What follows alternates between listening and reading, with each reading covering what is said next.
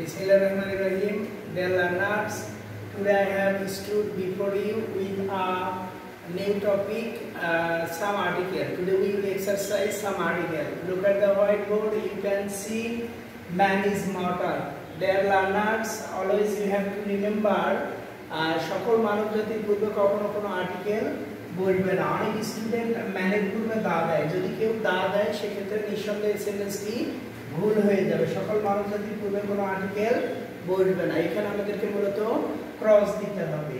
B number লক্ষ্য করবে he was dash M A. M এর পূর্ণরূপ হচ্ছে মাস্টার্স অফ আর্টস। এটা অ্যাব্রিভিয়েশনে আছে, সুতরাং এমটাকে আমরা যদি ভেঙে নেই তাহলে এমটাকে যখন আমরা ভেঙে নিব তখন হবে এম, তাহলে প্রথমে হচ্ছে এ, তাহলে এ হলো ভাওয়েল, এই জন্য এখানে আমাদেরকে এম দিতে হবে। আমরা নাম্বার সি লক্ষ্য করব I saw dash one leg man.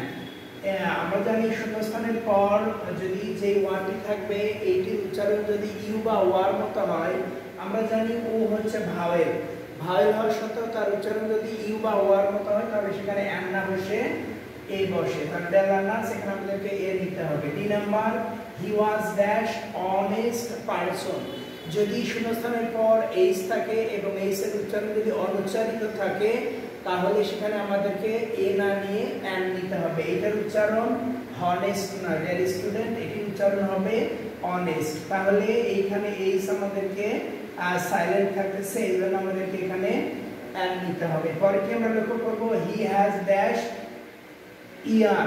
এইখানে এইচ এর উচ্চারণ উজ্জ থাকবে, তাহলে এইচ এর উচ্চারণ যদি উজ্জ থাকে তাহলে হবে হি হ্যাজ ড্যাশ ইয়ার, তার একজন উত্তরাধিকারী আছে। ডিয়ার লার্নার্স, এখানে এইচ এর উচ্চারণ হবে না, তাহলে এখানে নিঃসন্দেহে এন হবে।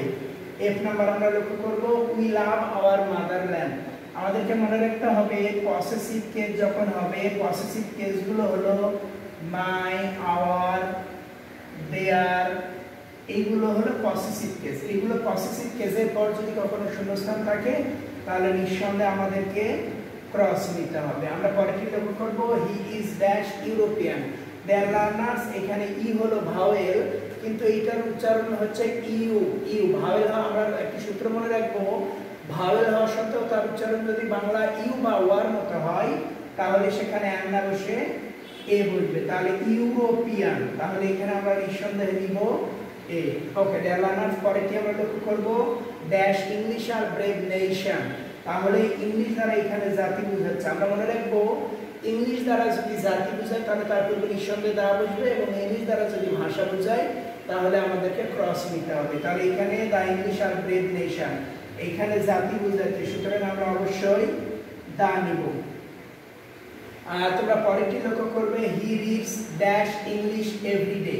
এইখানে ইংলিশ জাতি নয়, এখানে ইংলিশ হলো একটি সাবজেক্ট বা বিষয়, এই জন্য এখানে আমাদেরকে অবশ্যই ক্রস নিতে হবে। হি রিডস ইংলিশ এভরিডে, এখানে কোনো আর্টিকেল হবে না। পরেরটি লক্ষ্য করব কোনো একটা কাজ যত তত বোঝানোর ক্ষেত্রে কম্পারেটিভ ডিগ্রির ক্ষেত্রে আমাদেরকে অবশ্যই দা নিতে হবে। The sooner the better. Dear learners, the more you read, the more you will learn. Always you have to remember that idleness is the first barrier to develop in our life. After Eid, today this is my first class. You will watch it with deep attention and I believe you will be benefited more.